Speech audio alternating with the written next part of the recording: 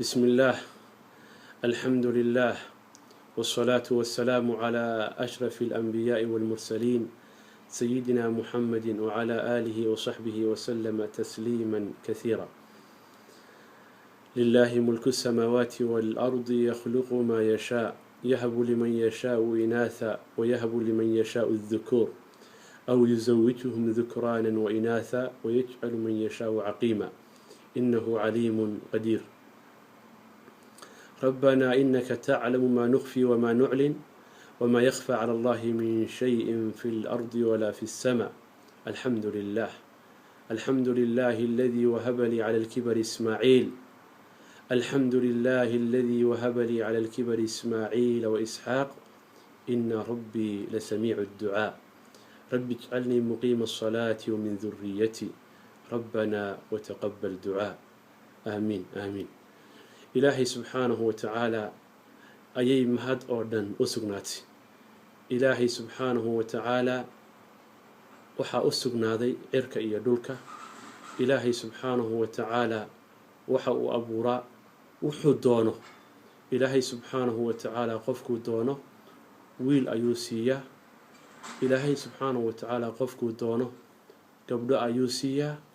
إلهي سبحانه وتعالى عدو دونه ويسوق دره. إلهي سبحانه وتعالى قفكو دوننا مدليس أيو كدغا. إنه عليم قدير. إنه عليم بخلقه أو بما يخلق، قدير ما يشاء. إلهي سبحانه وتعالى أوداس بدن إسكاله كدب وحنشي عليستي إن آن إذين سو قدبيو تهنيدي iyo ducadii aad ii soo dirayseen ayaantan ee ku saabsanayd ilaahay subxaanahu wa tacaala mawluudka cusub ee ugu arsaaqay, iyadoo ay tahay markii ugu horreysay ee ilaahay subxaanahu wa tacaala igu arsaaqo waxa weeye ilmo. waxyaalaha igu dhiirigeliyay waxaa ka mid ah inaan idinka sheekeeyo. waxaa ila soo xiriiray nin dhalinyaro ah oo ka mid ahaa dadkii ii soo tahniyadeynayay. wiilkaas dhalinyarada ah wuxuu ii soo diray risaalo, wuxuu igu soo diray meesha gaarka ah. wuxuu leeyahay akhi, waxaan ahay nin dhalinyaro ah, gabadh baan isqabnay muddo ilaa 5 sano ah. 5tii sano aan isqabnay kadib waxaa dhacday inaan u tagno dhakhtar. dhakhtarkii markaan u tagay wuxuu igu yiri maxaa la yiraahdaa shahwadaada ayaa daciifa, ma dhalaysid. waxaa dhacday buu yiri gabadha reerkoodii ayaa ka warhaday arrintii, sidii baana gabadhii laygaga furay. wuxuu yiri arrintaasi waxay noo sababtay in aan iyo xaaskaygiina la kala fogeeyo oo aan kala tagno. sidaasuna reerkii ku burburay. waa waxyaalaha igu dhiirigeliyay inaan qisadan idinka sheekeeyo. waxaa la yiri Cumar bin Khattab, ilaahay subxaanahu wa tacaala ka raali ahaadee, ayaa maalin maalmaha ka mid ah isaga oo meel fadhiya ayaa waxa uu arkay 2 nin oo aad iyo aad isugu eg. markii uu 2 nin arkay ayuu aad intuu fiiriyay wuxuu yiri ma ashbaha al-ghurab bil-ghurab. tuke maxaa tuke uga eg, tuke maxaa tuke uga eg. oo macnaheedu yahay waa مثل ay carabtu lahaan jireen oo ah marka ay arkaan wax ishabaha muuqaalka oo isu eg ay oran jireen. oo hadda marka tuke aragto tukuhu wada madow yahay, hadii 2 tuko ay soo isdhinac istaagaan ma kala garan kartid. ninkii baa Cumar wuxuu ugu jawaabay, wuxuu yiri yaa amiir al-mu'miniin, haddii aad ogaan lahayd qisadiisa ilmaha wiilkayga kan waxa weeye ayaa ka sii qariibsan ee kaanshaha aan isu egnahay. haddaba anigoo aan jecel inaan idiin soo koobo, bal qisadii aan idiin bilaabo iyada oo hal shariid ah ama hal cajal ah. waxaa dhacday maalin maalmaha ka mid ah, ani iyo xaaskayga aan jeclahay ayaa ka baxnay gurigayaga. waxaanuna aadnay mool ka mid ah moolasha magaalada. waxaan u doonanay adeeg. moolkii markii aan ka soo baxnay oo ka soo danaysanay waxaa bannaanka moolka ku yaalla farmashiye. farmasigii ayaan ku leexanay si aan uga iibsanno daawooyin yaryar oo aan u baahnayn. farmasigii markaan galnay waxaana qaabishay gabar dhalinyaro ah oo muslimad ah una dhalatay waddanka hindiya. gabadhii markay ina aragtay labadan lamaane ee muslimiinta ah ee isla socda waxay isku dayday inay noo sheekayso. sheekadiisay noogu sheekeynaysay. waxay la soo dhex gashay ama su-aalba nooga dhigtay oo na weydiisay caruur ma isu dhasheen. waxaan ugu jawaabay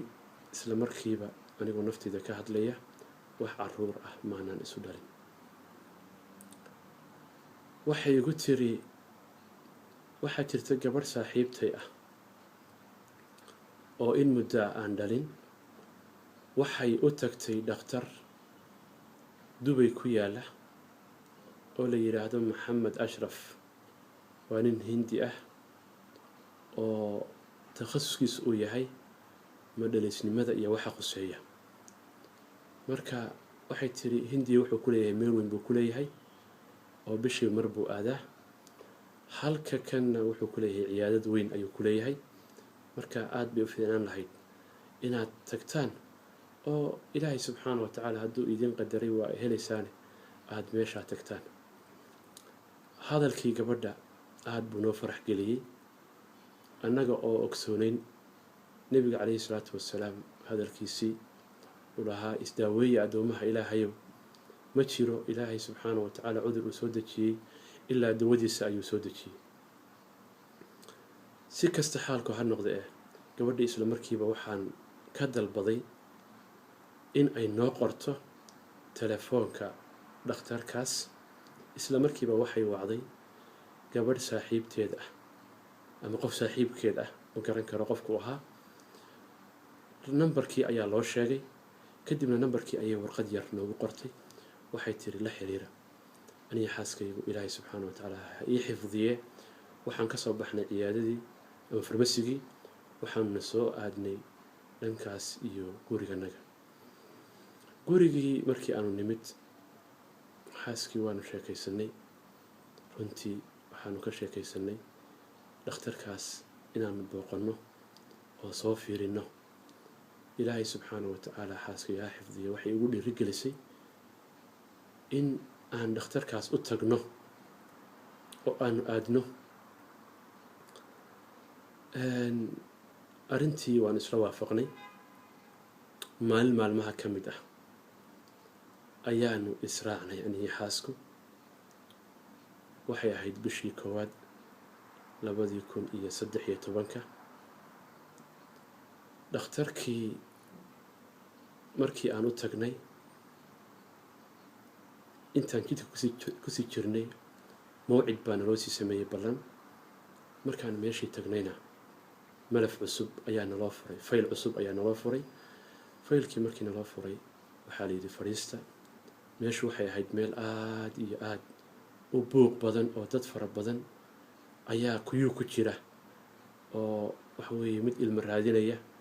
mid ilmo markaas waxa weeye lagu caloosha lagu abuuray maaragtay mawcidkii u socda. meeshii dadkii baan iska dhex galnay. salaaddii maqrib ayaa noo soo gashay. salaaddii maqrib markii ay noo soo gashay waxaa dhacday meeshii waanu ku tukannay. kadibna markii taqriiban ay xoogaa ka soo wareegtay ilaa salaaddii cishe yacni xoogaa ka hor ayaa naloo yeedhay. xilliga aan tagaynana waxay ahayd bacd alcasar. ilaa intaasoo dhan waxaan fadhinay meeshaas. waxaa dhacday dhakhtarkii markii aan u galnay oo malafkaygii uu bilaabay inuu su-aalana weydiiyo. su-aalihii markii uu weydiiyey waxa uu igu yiri waxaad samaynaysaa faxsi ayaan kaa qaadayaa testi ayaan kaa qaadayaa. testigaas aan kaa qaadayo waxaan ku ogaan karnaa natiijada in aad dhali karto inaadan dhali karin iyo haddii ay jiraan in dhib uu ku haysto. mawcid buu noo qabtay taqriiban markaas waxay ahayd bishii koowaad 14 markaas aan dhakhtarka u tegayno. intaas dhakhtarkii markii aan isdhaafsanay waan soo baxnay aniga xaaskaygu, gurigaana soo aadnay. maalmaha runtii waxay ahayd maalmo aan aada u mashquulsanaa. waxaan ku jiray imtixaanka jaamacadda, wuxuuna ahaa imtixaankii igu dambeeyey. si kastaba xaalku ha noqde maalintii dambe wuxuu ii qabtay, xataa waxay ahayd maalin aan ku jiro imtixaan, laakiin waxaan go-aan ku gaadhay marka imtixaanka aan ka soo baxo in aan soo maro. sidii baan sameeyey, halkii baan ka amabaxay, imtixaankaygii baan iska soo galay, kadibna dhakhtarkii baan soo maray, testigii iyo wixii u diray ayaan u keenay. isla habeenkiiba waxaa la sameeyey baaritaan, aniguna kama aanan soo tegin natiijadii markii ay soo baxday waxaa loo gudbiyey dhakhtarkii markii loo gudbiyey natiijadii waa la ii yeedhay. dhakhtarkii baan u galay, dhakhtarkii oo warqaddii ay hor taallo. warqaddii buu akhriyey, kadibna warqaddii suu u akhriyay aan hor fadhiyey. waxaan arkay dhakhtarkii oo madaxa hoos u foorariyey, oo madaxa saas leh. waxbaan dareemay in dhakhtarku uu wax soo wado. waxaan ku idhi, waxaan ahay nin muslim ah, wax kasta oo baaritaanku soo saaro waan ku kalsoonahay, maxaa yeelay ilaahay subxaanahu wa tacaala keligiis ayaa wax kasta awooda. marka haddii aan xanuunsanayo ii sheeg, ha iga qarinin, aan isdaaweeye. haddii aanan xanuun qabinna ii sheeg. dhakhtarkii hadalkii aan ku idhi ayaa dhiiri gelisay. wuxuu ahaa nin muslim ah, magaciisana waxaa la ohan jiray maxamed ashraf. dhakhtarkii intaas markii aan isdhaafsanay waxa uu igu yidhi oo afkiisa ka soo baxday, sorry you don't have chance. wax rajo ah ma lihid hadda, buu ii raaciyey. markaasu wuxuu igu yidhi, weliba marka aan operation kuu sameeyo, waxaa dhici karta in operation kuu sameeyo, operationkaas kadib weliba natiijada ka soo baxaysaa aada iyo aada bay u hooseysaa. yaa allah, qalbiga bini aadamku daciifsana. waxaan idhi, dhakhtar allaha ku barakeeyo, suurtagal ma tahay waxaa la yidhaahdo in aan samayn karo difl anaabiib ama camilu talqiix ilmajaari, yani ilmaha la ysku abuuro, oo yani suurtagal ma ii tahay haddii ay daciif yihiin waxaygii oo dhan? wuxuu yidhi, no sorry. wuxuu yidhi, jaanisba uma haysatid xataa in ilmo laguu abuuro oo xaaskaaga ilmaha lagugu abuuro. anigana markaas waxay ii ahayd inaan bal ogaado meesha aan gaarsiisnahay. waxaan xasuustaa, aan sheekada idiin soo dhex geliye, marar aan xaaskayga ka sheekaysanay ilmaha laysku abuuro. waxyaalihii aan ku idhi waxaa ka mid ah, ilaahay subxaanahu wa tacaala waxaan ka rajaynayaa iyada oo xaaskayga cawradeeda uusan nin bini aadana arkin, in ilaahay subxaanahu wa tacaala uu ilmo isiiyo. dhakhtarkii markii uu intaas aan isdhaafsanay wuxuu igu yidhi, waxaad samaysaa bisha labaad labadeeda ii imow, hindiyaan aadayaa, bisha labaad labadeeda ii imow, operation baan kuu samaynayaa. haddii ay kuu najaxdo waxa weeye ilaahay subxaana wa tacaala ayaa mahad iska leh, laakiin iska dadaal arrintaad way hooseysaa laakiin iska dadaal si kasta xaalku ha noqdo meesha ciyaadadii baan ka soo baxay ciyaadadii markaan ka soo baxay oo hoos soo degay gaariga baarkinka ayuu ugu jiray baarkinkaan tegay bismillaah baan idhi gaarigaan istaaray kadibna shaydaan waa taqaanaa warkiis isla markiiba waxaa shaydaanku qalbiga kusoo tuuray waxaad gaadhay da' soddonaad dhakhtarkiina wuxuu kugu yidhi ilma ma dhalaysid intaas markii ay qalbiga kusoo dhacday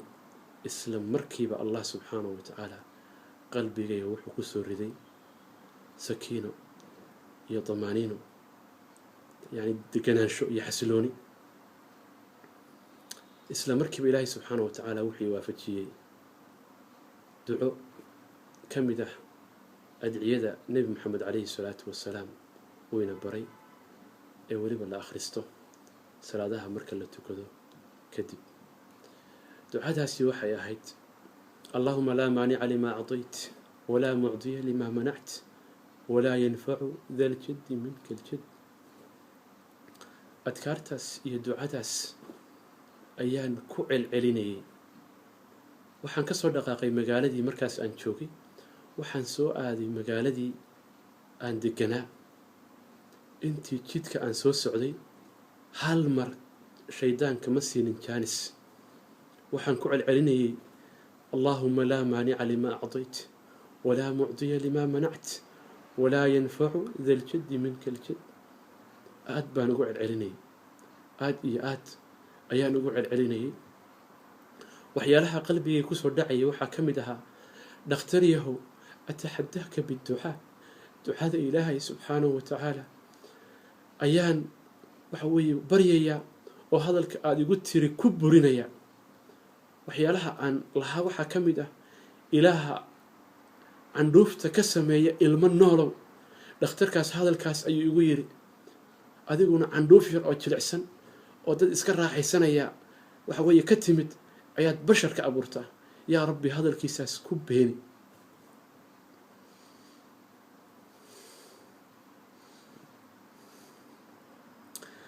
intaas markii ay dhacday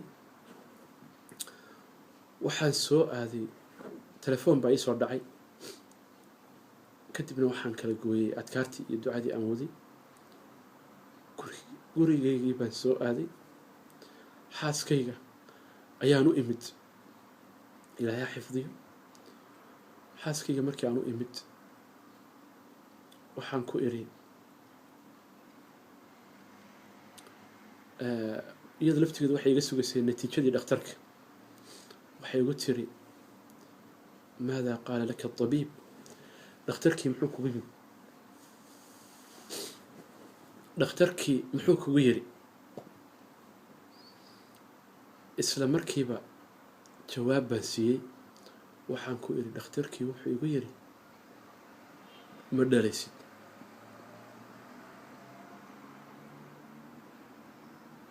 laba arrimood ayaan xaaskayga kuu sheegaya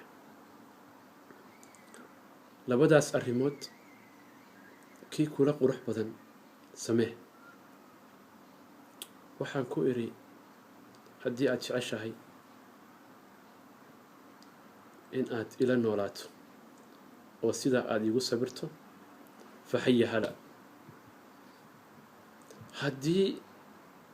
aadan sidaas iigu sabraynin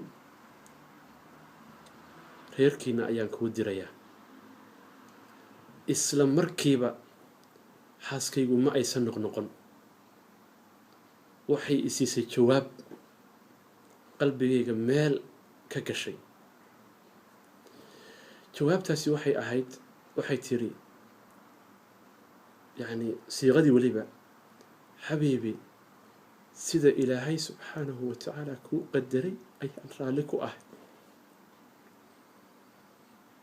laakiin waxaan kaa codsanayaa intaan nool nahay diinta ilaahay i bar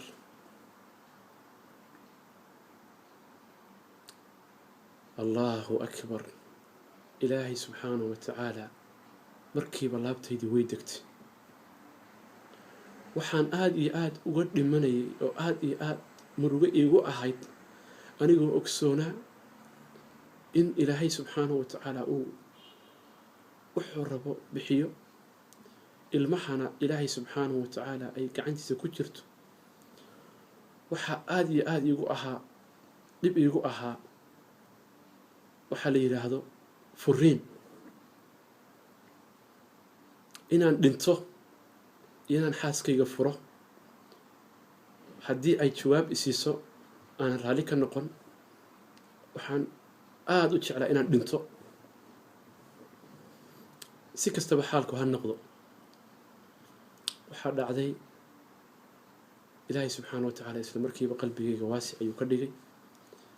wixii ay xaaskaygu ii sheegtayna waan hilmaamay, oo waxa weeye waxaan ku hilmaamay daawada iyo hadalkaa wanaagsan ee ilaahay subxaanahu watacaala waafajiyey. isla bishii dhexdeediiba waxa ay xanuunsatay xaaskaygii. xaaskii markii ay xanuunsatay waxay lahayd waxaa la yidhaahda neefta ama burukitada wax soomaalida u taqaano. neeftii ayaa waxaan moodnay inay maaragtay neeftii qabatay. dhakhtar baan u geeyey, islaan masriyad ah ayaan u geeyey. islaantii masriyadda ahayd markaan u geeyey way baadhay, waxay noo soo qortay daawo ayay noo soo qortay. daawada ay noo soo qortay waxaa ka mid ahaa daawo ilmaha lid ku ah oo aan loo ogolayn qof uur leh inuu cuno. daawadii baan iska soo qaadanay, gurigaan nimid,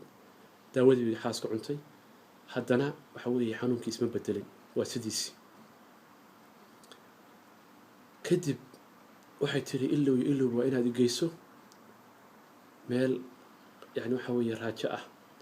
oo waxa weeye burukiitada sawirta, laabta iga sawirta, si aanu ogaadno bal burukiitadii heerka ay marayso. dhakhtarkii burukiitada sawirayay ayaan tagnay. markii aan tagnay oo receptionkii aan lacagtii dhiibay ayaa waxaa la yidhi saxiix xaaskaagu inaysan lahayn uur. warqaddii baan soo qaaday, saxiix dheer baan ku duugay aniga oo leh maxay uur leedahay, anigiibaba yaabane. si kastaba xaalku ha noqoto, intaasi markii ay dhacday waxaa la saaray qashaafadii. kadibna waxaa la yidhi maalin kadib waxaa u timaadaa natiijada. maalintii dambe ayaan ka soo qaaday aniga oo keligay ah, iyadoo xaasku ila socon. natiijada markaa taqriirkii soo qoreen oo faahfaahsan bay soo qoreen.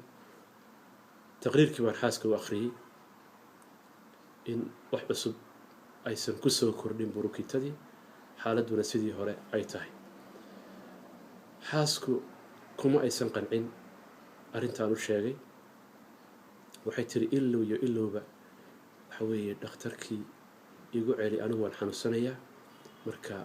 waxbaa jira. waxaan ku yidhi waaya inakeen. dhakhtarkii baan tagnay. dhakhtarkii markaan tagnay ayaa waxaan ku yidhi dhakhtar, waa xaaskaygii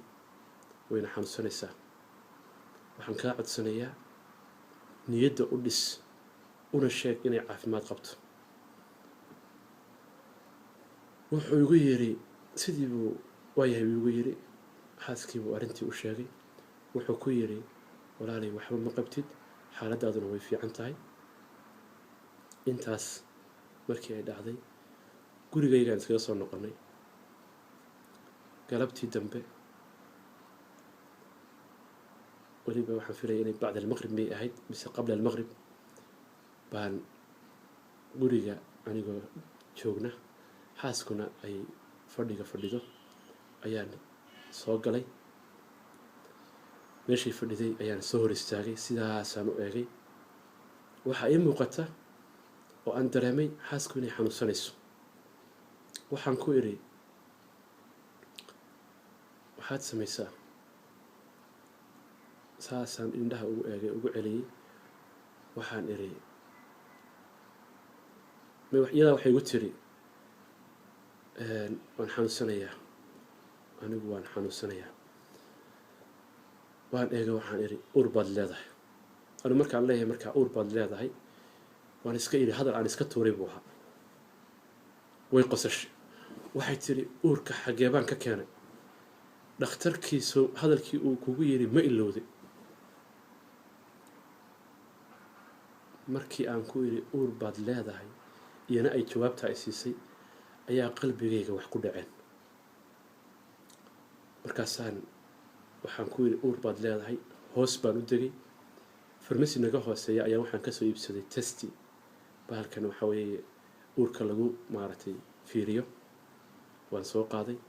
waan u keenay intaan soo socdayna waxaan akhriyay warqaddii ku guda jirtay oo uu leeyahay waxaa ugu fiican subaxdii marka qofku soo tooso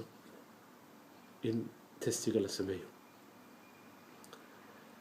waxaan ku iri bahalkaas yar qaado waan u sharaxay waxaan ku iri testi samee iyadoo yaaban ayay tiri waaya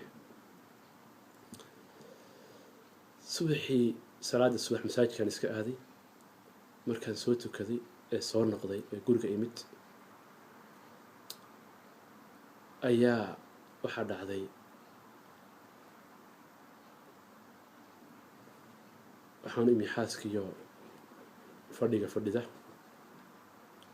waxaan ku iri ii waran waxay tiri wixii shalay aada sheegaysay waa ka halkaa yaallee orod fiiri iyadu maba isku wareerinba meeshii baan tegay baalkii baan soo qaaday yaa allah mise waxaa ku sawiran 2 xariiqimood oo cascas warqaddii baan akhriyey warqadda waxaa ku qoran haddii aad aragto 2 xariiqood oo cascas waxa weeye waa uur 99%. yaa allah farxad badana aad iyo aad baan u farxay waan soo orday waxaan iri xabiibi uur baad leedahay isla markiiba fadhigaan ku sujuuday anigoo ilaahay subxaanahu watacaala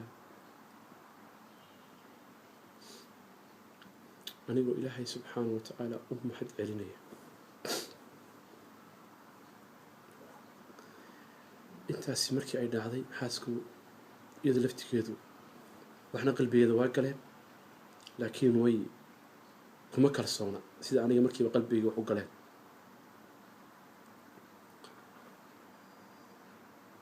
ilaahay subxaana watacaala baan u mahad celinay gurigii baan iska sii joognay markii ay ahayd bishii 3aad 15 bil ku dhawaad bil iyo weliba xoogaa miyay ahayd ku dhawaad ayaan guriga iska dhex joognay oo aanan dhakhtarba aadinba waxyaalaha markaas nagu sii weynayay waxaa ka mid ahaa xanuun dumarkii oo isna hawada ka baxay markaa xaaska laftigeeda kalsooni badan baa soo gashay maadaama ay xanuun dumarkiina weyday intaasi markii ay dhacday waxaa dhacday dhakhtarad baan soo raadiyey meel fiican maadaama dhakhaatiirta meeshan ay isugu jiraan rag iyo dumar marka islaan baan soo helay hindiyad ah islaantii hindiyadda ahayd markaan helay oo telefoonkeedii soo qortay mawcid baan ka qabsanay ballan baan ka qabsanay maalin dambaan u tagnay markaan u tagnay bay combyuutar yar oo loo samaystay ilmaha yar in lagu ogaado ayaa xaaska la saaray wax aan ka arki karno anagu ma garan karno laakiin wax madmadow waa arkay waxay tiri ilmuhu waa 2 bilood iyo badh laba bilood iyo badh saas ahaa mase waxay tiri oo maxaad mar hore u iman weydeen waxaan ugu jawaabay caado waxaan ka dhiganay inaan xilligaasoo kale iska nimaadno arrintaas intaasi markii ay dhacday gurigaygaan iskaga soo noqonnay gurigii markii aan nimid oo xoogaa iska joognay ayaa iska xanuunsanaysa xaaskii marka waxaan ku noqonnay islaantii hore ee masaarida ahayd ee daawada burukiitada u soo qortay islaantii baa fuxuusaad ku samaysay kadibna waxaan u sheegay inay gabadha uur leedahay waxay tiri oo maxaad igu sheegi way naxday waxay tiri oo maxaad igu sheegi weydeen haddii gabadha uur leedahay bishii hore soonigii daawada u qoray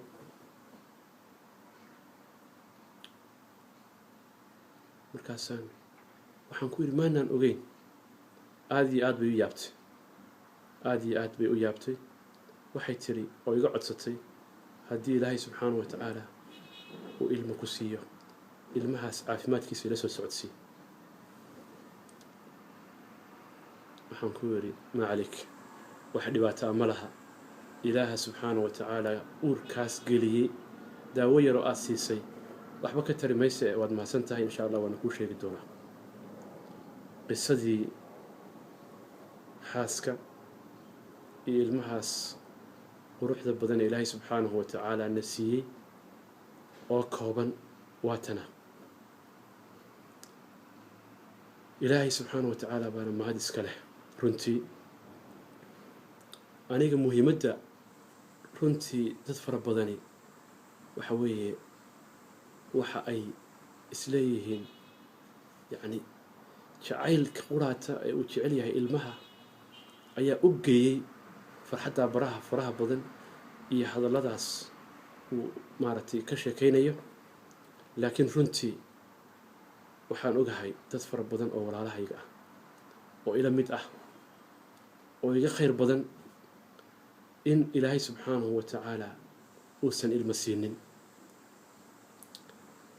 ilmahaas ilaahay subxaanahu wa tacaala uusan ku siinin ma aha ilaahay subxaanahu wa tacaala inuu ku necab yahay kaafirkaba ilaahay subxaanahu wa tacaala ilmaha waa siiya laakiin ilaahay subxaanahu wa tacaala waxa weeye wuu nagu imtixaanaya waa nooc ka mid ah imtixaanka waxaa dhacday hadda ka hor oday adeeri ahaa raxmatullaahi calayhi oo cumar amaan la ohan jiray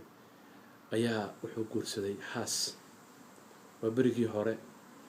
gabdhaha geela laga bixin jiray gabadh wuxuu guursaday gabdhihii markaas hana qaaday ugu fiicnaa geel badan buu kala baxay kadibna waxba uma aysan dhalin 15 sano ayuu qabay markii uu la aqalgalay aroosay kadib 15 sano muddo ku dhow ayuu qabay waxba intaas ilaahay subxaanahu wa tacaala ma kala siin odaygu markaa geel horweyn uu iska leeyahay oo horweynkiisaas ayuu iska raacdaa isna duurjoog buu iska noqday waxa weeye guri aan caruur joogin waxa weeye iftiin badan ma laha runtii inta badan marka waxaa dhacday habeenkii dambe wuxuu yimi gurigii wuxuu arkay xaaskii oo murugaysan oo walbahaarsan habeenkaas markuu arkay wuxuu isku dayay bal in uu afarey ku qanciyo afareydiisii waxaa ka mid ahayd wuxuu yidhi amba warasa waan kula jeclahay wehel caruureede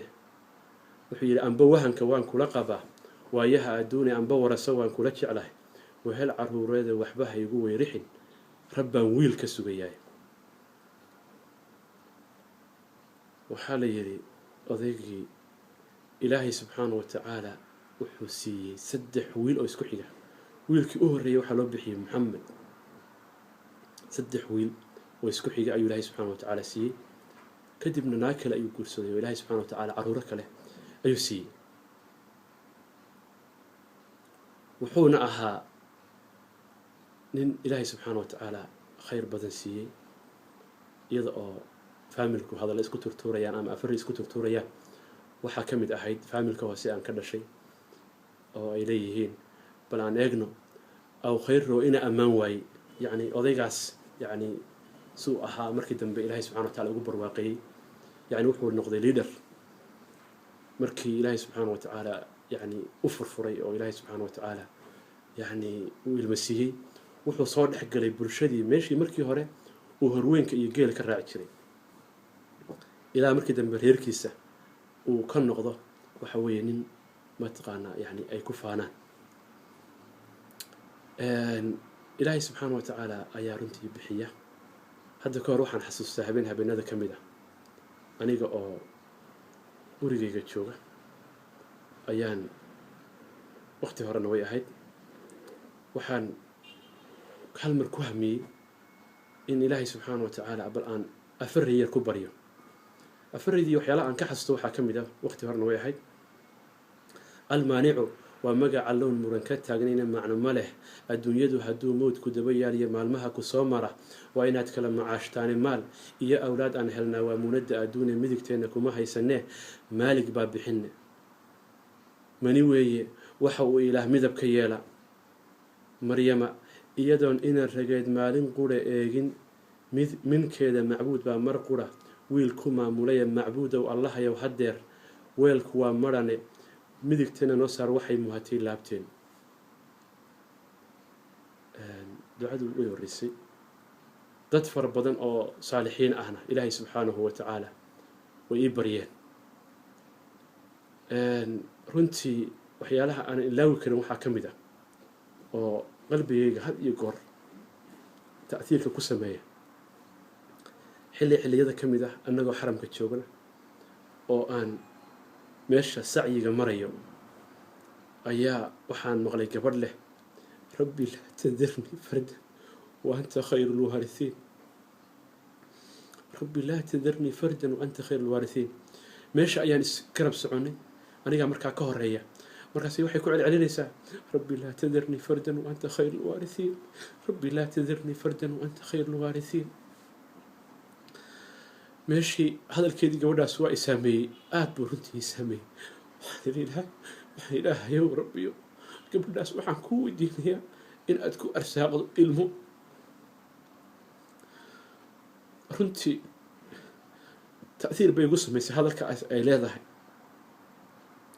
anigu marnaba kuma hamiyi jirin oo qalbigayga marna ma aysan gelin waxaa tahay ma dhalaysid qalbigayga kuma aysan dhicin mar kasta marka dadku hadal igu yidhaahdaan waxaan oran jiray ilaahay subxaanahu wa tacaala waxaan ka rajeynayaa in uu isiin doono aniga oo aan dhakhtar u tegin in ilaahay subxaanahu wa tacaala ilmo isiinayo ayaan ka rajeynayaa waxaa dhacday oo aan doonayaa in aan idinku sii daro qisada xajkii dhoweyto xajkii ka horreeyey ilaahay subxaanahu wa tacaala wuxuu noo qadaray aniga xaaskaygaba in aan beytka ilaahay subxaanahu wa tacaala booqanno beytkii ilaahay subxana wa tacaala markaan booqannay maalintii carafo markii la taagnaa waad garanaysaa islaamo soomaalida had iyo goor waxay soo xajisiiyaan dad waayeel ah oo aan diinta aqoon u lahayn marka waxaan isku dayayay in aan dadkaas soomaalida ah ee walaalahayga ah ama hooyooyinkaas waaweyn in aan hadday suurtagal i noqoto inaan kelmad yar aan siiyo una sheego fadaa-isha maanta ay leedahay carafo marka waxaa ii timid islaam baa ii timid waxay igu tiri hooyo gabadh aan dhalay baa jirta oo in muddo ah reer lahayd oo aan waxba dhalin hooyo iigu ducee in ilaahay subxaanahu wa tacaala ilmo iu siiyo runtii anigu qalbigayga waan ogaa oo ilmo ma lahayn islaamihii markaas waxba uma sheegin meeshii baan duca uga bilaabay waxaan ilaahayow rabbiyo ilaahow reerkaas ilmo sii ilaahayow rabbiyo reerkaas ilmo sii oo ku arsaaq islaamihii meesha ku jiray khaymadda ku jiro dhan aamintaasi hayeen laakiin aniga ima aysan ogeyn in aniga laftigaygu aanan ilma haysan runtii waxa weeye ilaahay subxaanahu wa tacaala bixitaanka isaga ayaa iska leh isagaana wax bixiya qof walba ogsoonow rabbigaa subxaanahu wa tacaala keligiis inuu wax kuu awoodo haddii ilaahay subxaanahu wa tacaala ilmo uu kuu diiday wallaahi cid ku siin kartaa ma jirto haddii ilaahay subxaanahu wa tacaala kuugu talagalayna wallaahi cid kaa mancin kartaa ma jirto ilaahay subxaanahu wa tacaala keligiis ayaa ku siin kara rabbigaa subxaanahu wa tacaala u mahadnaq oo ilaahay subxaanahu wa tacaala u naqo oo ilaahay subxaanahu wa tacaala u toobadkeen oo ilaahay subxaanahu wa tacaala weydiiso oo ku weydiiso sujuudda in ilaahay subxaanahu wa tacaala uu ilmo ku siiyo inta aanan gunaanadin waxaan idinku darayaa aniga oo jecel inaan boogta dhayo dad fara badan oo walaalahayga ah oo qarquusteenba waxaa dhacday oday aan saaxiib nahay saaxiibkay ah oo aada iyo aada runtii mataqaanaa marka aan arko aan is idhahdo dadka dhan ba adigu kuugu jecel yahay siuu mataqaanaa yani ii farax geliyo niyaddan igu dhisi jiray wuxuu yidhi xaaska aan qabo wuxuu yidhi 9 sano ayaan qabay kadibna reerkayaga ayaa waxay igu dhaheen war naagtan maxaad ku faraysaa aan dhalaynin had iyo goorna ragga waxa weeye Soomaalidu dumarka unbay dhibka saaraan wixii xun baxaa leh marka waxa dhacday wuxuu yidhi ma guursanayo xaaskeen qabaya arrintii baan ku kalsoonaaday buu yidhi 9 sano markii ay ka soo wareegtay baa ilaahay subxaanahu wa tacaala ii furay buu yidhi dhasha haddana wuxuu oo anigu aan arkay يعني عيالكيسي 12 ويان إلهي سبحانه وتعالى وحو أفري دشي بو أفري وحان كلا دقيستي انتي آن حاسك أوركا يقعد يكدب شيخ مساجدك قباء تجية شيخ محمد صالح المغامسي حفظه الله شيخ خاص أيا وحو يري أفر سنو حاسك ويما أي سندالي أفر تاسنو ee aysan xaasku ii dhalin waxaa dhacday buu yidhi in aan qur-aanka aada iyo aada u baadhbaadhay kadibna waxaan ku arkay buu yidhi qur-aanka ereyga 40 leyla yani ilaahay subxana wa tacala markuu nabi ilahi muuse ka sheekeynayay qisadiis yani 40kaas tiradaasuu arkay marka wuxuu yidhi ereyga 40 waxaanu yani ta'wiil ka samaystay buu yidhi in xikmad ilaahay subxaana wa tacaala ka leeyahay kadibna sujuudda waxaan ku iri buu yidhi yani 40 jeer rabbi laa tadarnii fardan wa anta khayru lwaarihiin rabbi laa tadarnii fardan wa anta khayru lwaarihiin wuxuu yidhi ilaahay subxaanahu wa tacaala dhashii buu ii furay buu yidhi wuxuu yidhi waxaa isoo gaadhay oo markaan dadka uga sheekeeyey 16 xaalo oo ku camal falay ducadaas 40 jeer ku yiri sujuuda ilaahay subxaanahu wa tacaala ku arsaaqay ilmo haddaba waxaan leeyahay sheekh maxamed saalax al-Maghamisi xafidahu Allah wuxuu tijaabiyey rabbi laa tadarnii fardan wa anta khayru lwaarihiin waana ducadii ilaahay subxaanahu wa tacaala uu ku baryay nabiyullaahi zakariya markii uu maryamo u soo galay iyada oo waxa weeye yani midho aan meeshaba laga helin haysata oo qolna ku dhex jirta markaas wuxuu ku yiri yaa maryam anna laki hada maryam ay xagee ka keentay yani waxa weeye midhahan iyo cuntada aad cunaysa xagee ka keentay waxay tii qaalat huwa min indillah in allah yarzuqu man yashaa'u bighayri hisaab ilaahay subxaanahu wa tacaala agtiisa ayuu ka ahaaday ilaahay qofka uu doono waxa weeye yani wuxuu ku arsaaqa xisaab la'aan nabiyullaahi zakariya muxuu yiri yani hunaalika daca zakariya rabbahu markuu arkay maryamo in ilaahay subxaanahu wa tacaala uu ku siiyey qurfadeedii ay ku jirtay inuu ilaahay subxaanahu wa tacaala midho iyo cunto uu ku siiyey ayuu ilaahay subxaanahu wa tacaala baryay nabiyullaahi zakariya markaasuu wuxuu galay mixraabka oo ilaahay subxaanahu wa tacaala ayuu baryay wuxuuna yidhi rabbi laa tadarnii fardan wa anta khayru lwaarihiin ilaahay subxaanahu wa tacaala ilmo ayuu ugu bushaareeyey yaa zakariya inaa nubashiruka بغلام اسمه يحيى لم نجعل له من قبل سميا إلهي سبحانه وتعالى وحو ugu bashaareeyay isaga oo minbarka ku jira markuu Ilaahay subhanahu wa ta'ala bariyay ilaahay subxaanahu watacaala wuxuu ugu bashaareeyey nebiyullaahi yaxya oo magacan ilaahay subxaanahu watacaala u bixiyey sidaa darteed walaalayaal waan idinku dheereeyey fideogii ugumana talagelin inay intaas igu qaadanayso laakiin aad iyo aad baad runtii idinka mahad celinayaa dhegaysiga aad dhegaysateen waxaan aad iyo aad idinka mahad celinayaa tacaadufka iyo dhiirigelinta aad ii samayseen inaan idinka sheekayo qisadan waxaan aad iyo aad idinku mahad celinayaa tahniyadda kan iyo laabta ah aad ii soo dirteen wallaahi waxyaalaha يعني runtii aan aad iyo aad ugu farxay waxaa ka mid ahayd maalinkii ilmaha kan aan dadka ugu bashaareynayay hooyaday baan wacay hooyaday baan la hadlay oo Soomaaliya joogta markaas aan ku yiri hooyo baan ku yiri hooyo xaaskii uhur bay leedahay hooyadii hadalkii ka soo baxay wuxuu ahaa alxamdulillaah ma sha Allah anigu markaa yani way iga farxad badnaayeen aad bay iga farxad badnaayeen runtii qof kasta aan u sheego waxa weeye farxad iyo oohin ayuu mataqaanaa dareemayay maalinkii ilaahay subxaanahu watacaala ilmaha kan uu qadaray inuu adduunka yimaado oo aan walaalahayga u bashaareeyeyna